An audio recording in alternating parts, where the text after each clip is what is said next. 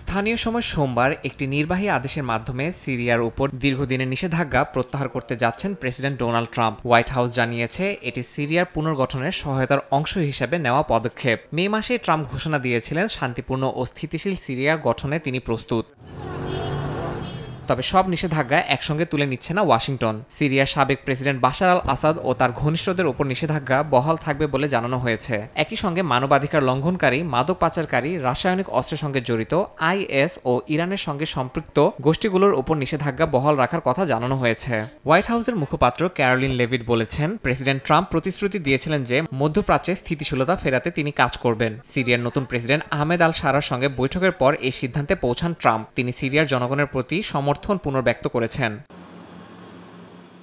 এই সিদ্ধান্ত প্রতিশ্রুতি পূরণের আরেকটি উদাহরণ বলে জানিয়েছে হোয়াইট হাউস। সিবিএস এর এক খবরে বলা হয়েছে, স্থানীয় সময় সোমবার দুপুরে নির্বাহী আদেশে স্বাক্ষর করবেন ট্রাম্প। ইয়াসিন মোহাম্মদ জিসান, সময় সংবাদ।